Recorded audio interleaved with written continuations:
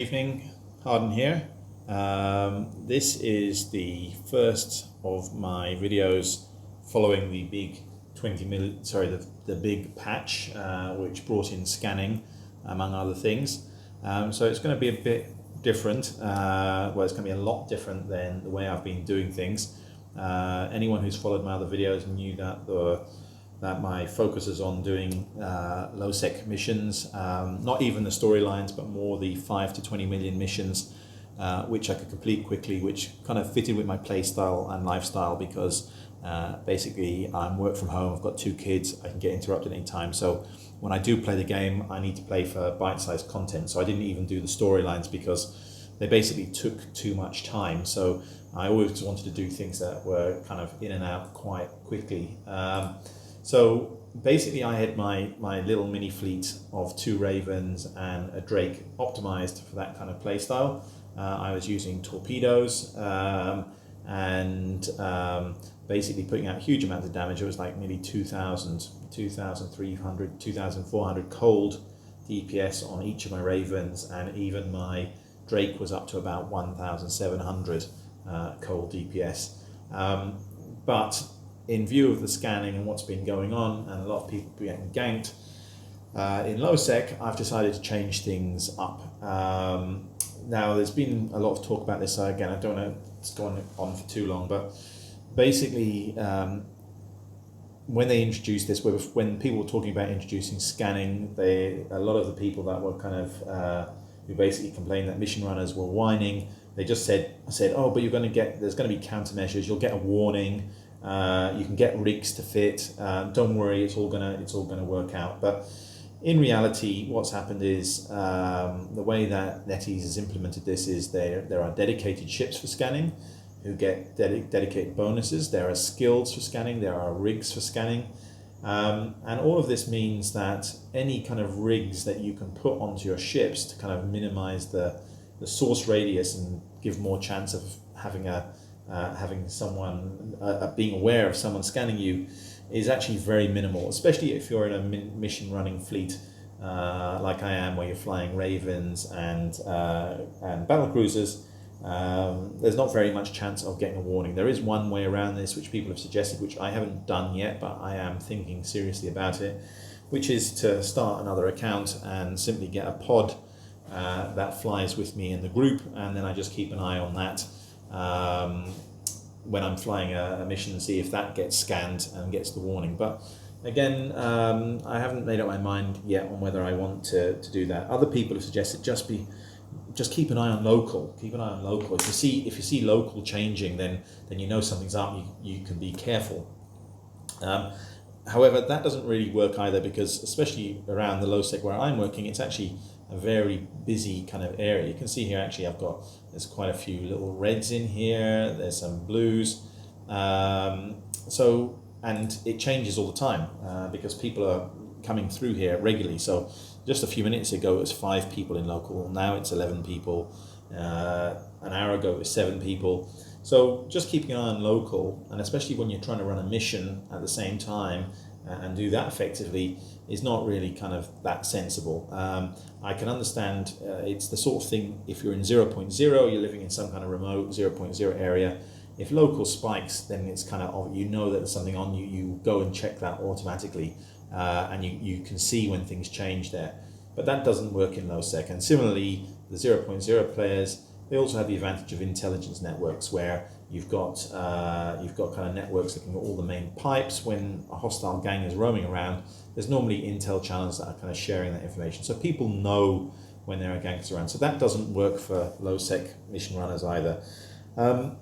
So again, I was thinking about all of this, and I was thinking, what do I want to do? Some people kind of suggest fitting the warp cores and just running away when someone comes in, but again, I don't particularly like that option, because again, from what we've seen here, is a lot of people coming in, scanning, and then jumping in a fleet straight after. And again, even if you've got warp cores, you're basically compromising. If you put enough warp cores on, you're compromising the DPS of the ship quite significantly, which then means that you're taking longer to run the missions, particularly the ones I'm doing. Previously, when I was doing the 20 million missions, it would take about 7 to 8 minutes to complete that, which you would kind of think is probably reasonably safe from getting scanned down and having a gang jump on you. But again, as we've seen in the last few days, people can actually scan down in about 30 seconds to a minute. So if you actually add more time onto how long it takes to complete the mission, you're just adding more chance that someone is actually going to come in and scan you. So what I actually decided to do was actually decide to fit my ships more suitably for PvP. So I'm just going to show you now what I've done to change this. If you want to kind of have a look at my previous setups, just look at some of my previous videos.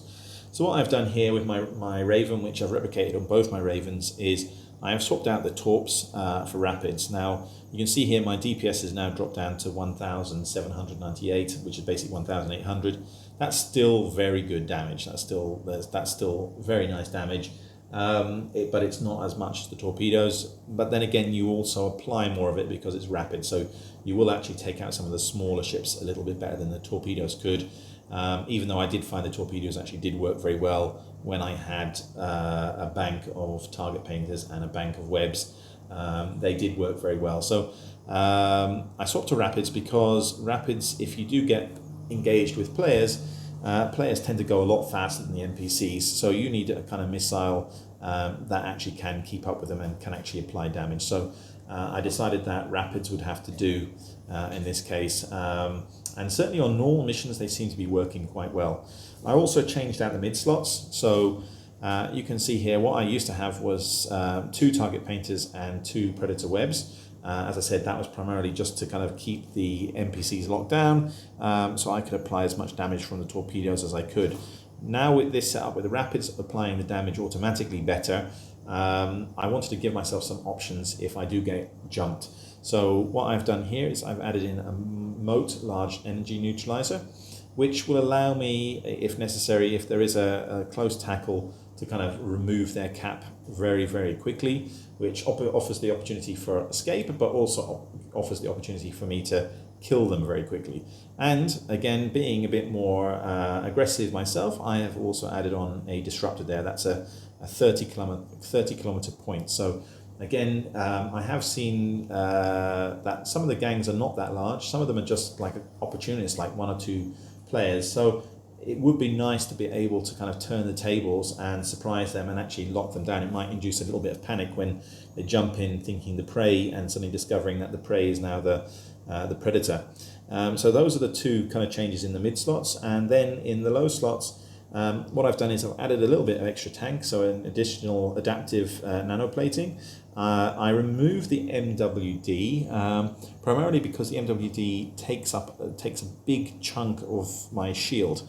I still wanted to have a prop mod, so I included an afterburner, but I want to take the MWD off because it just takes a chunk of your capacitor, takes a chunk of your shield, and I kind of thought if I was in an ongoing fight, I probably want to have that extra cap, and I probably want to have that extra shield. So that's why I decided to swap. That's why I decided to swap back to an afterburner, and then 2 damage mods. So it's still you can see here, it's still a pretty high damage ship.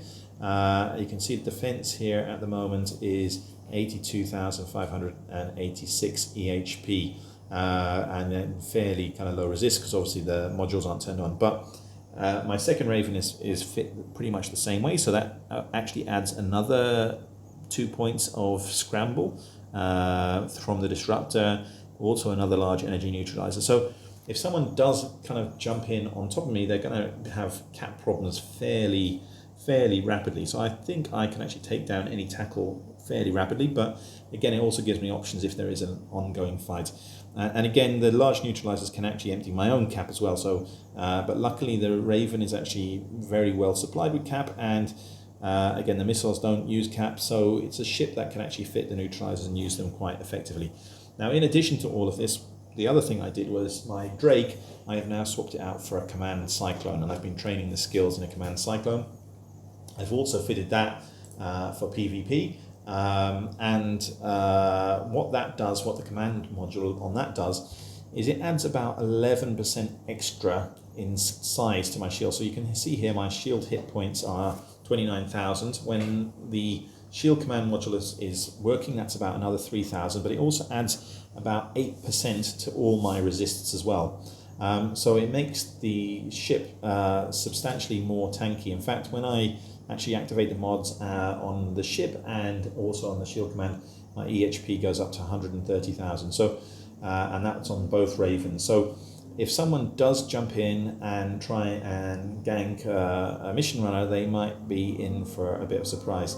That said, I've played Eve since 2003, so I also know that people rarely travel alone, and that I could end up on the wrong side of a large gang. Again, just in terms of my playstyle, what I've been doing the last few days is I've been very selective about the missions I do in low sec. So I'm only doing the ones that I really need. Before I was doing the ones, I was doing all the missions, the 5 million, 20 million missions in low sec as a kind of income earner. Now I'm only choosing the ones I need to complete the kind of storyline books and the 20 millions for income. So I'm being a bit more careful about that, and also being a bit more careful about the time of day, again, just to try and avoid kind of peak hours when there is more chance that there's people hunting. So anyway, this may not be wise. This could still end up as a complete disaster. But I do have again, they've adjusted the NetEase, apart from nerfing mission runners with the scanning changes. They've also actually nerfed the value of some of the missions. So I'm actually going to be running, it's on my third account, the mission which is Secret Transactions, which was a 20 million mission, but is now a 15 million mission. So they've nerfed the actual reward on that. I hope the mission is easier, but we will see. So anyway, I'm going to undock, and then we're going to warp in, start the mission. There might be some PvP action, there might not. You can see local has actually gone down to 4, which means there's just me, my little gang, and one other person in the system. You can see there's only 3 people in the station. That's me right now. So I decided I didn't want to warp in from the gate. I thought I'll come in from the station instead. So let's get started. And sorry for this is taking so long. I wanted to kind of explain the logic, and maybe this might help some fellow mission runners. Anyway, let's get started.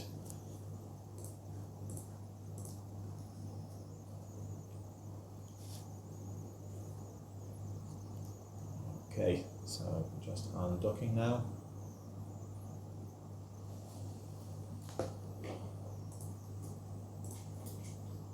There's a few other little things I will talk about as we go.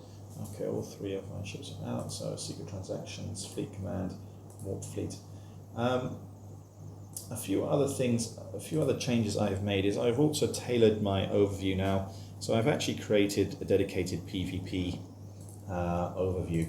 So again, in this new environment, collecting loot is not really a priority for me anymore. So I used to kind of religiously collect all the loot, which you could then sell, can't make a bit of money out of. So now I've decided I'm not going to bother. I might do that at the end of the mission, pick up the stuff that's in range if I can do that quickly, but I'm not going to kind of just spend time wandering around collecting every single can.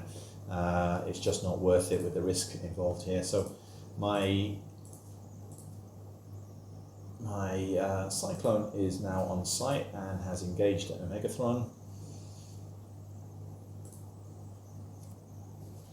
And here we go.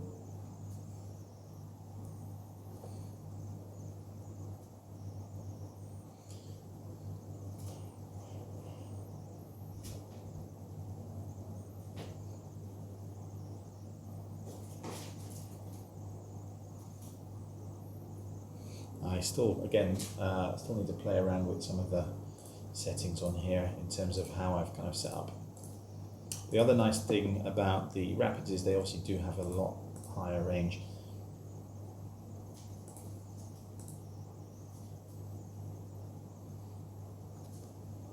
So let's get started. So that Megathron's gone down reasonably rapidly. My Drake is in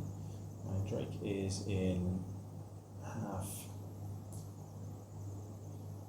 shield, which is a bit more than I would like on the kind of first wave. Again, local has gone up to 5.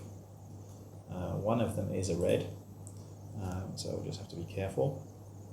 Get the target painter on there.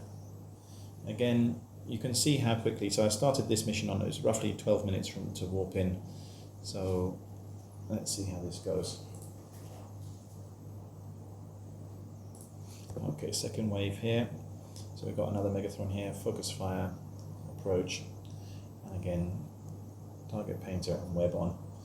And again, same with this one, focus fire, approach, target painter.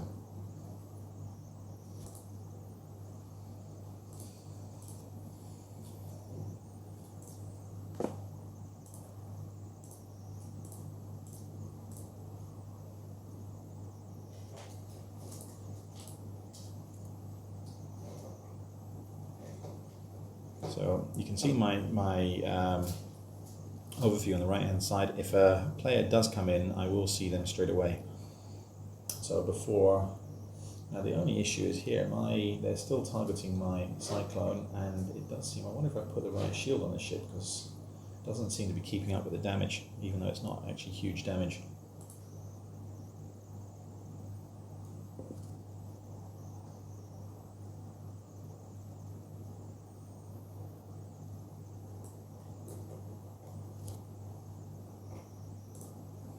So yeah, I'm just hoping they don't stick onto the Drake, onto the Cyclone again, this one.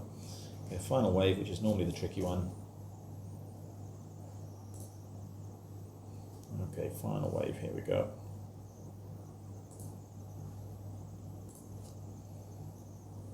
Okay, there's a Megathron at 8 kilometers, let's go for that.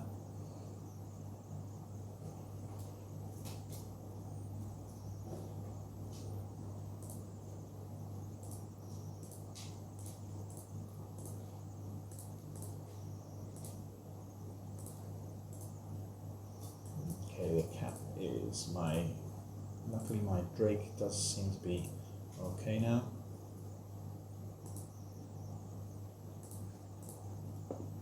Yeah, they're shooting my second ship. So you can see local is back down to 4, so it doesn't look like there's anyone hunting here at the moment. So again, we should be finished this wave reasonably quickly. So what have we got next? Let's take out that elite. That's the primary.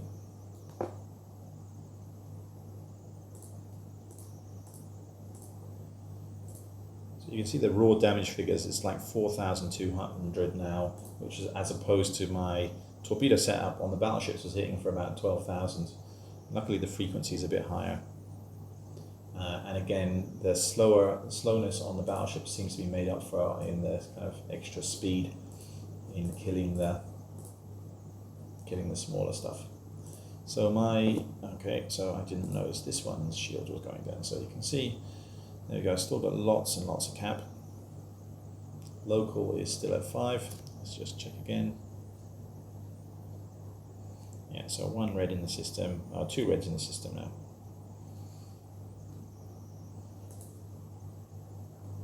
So it's possible they could be on their way. I certainly don't have a defense if they're scanning. That elite is dead. So what's kind of left isn't really very scary.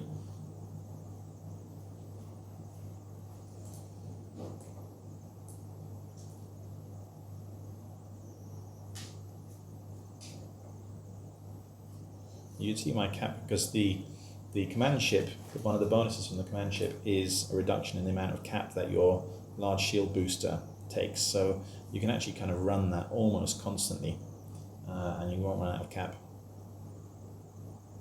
Okay, so the last target here.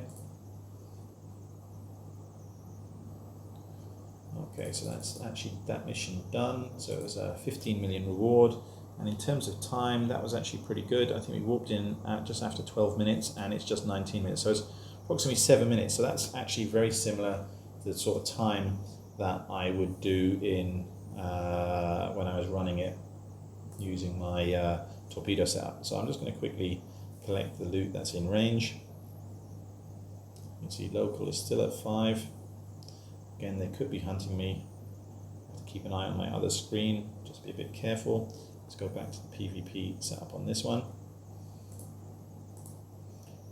see if there's anything else. Oh, the elite battleship, I really do need to collect that one actually, that makes sense.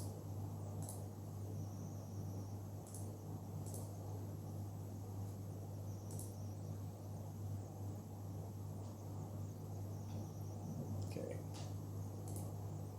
Oh, the elite, there wasn't really that much in the elite battleship.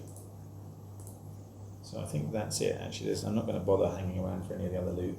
The rest of it is just relatively plain stuff. So what I'm going to do is I'm going to go to my squad commander and do Stargate and Maritime and Fleet Command or Jump Fleet. So we'll take everyone out. So, oh, there we go.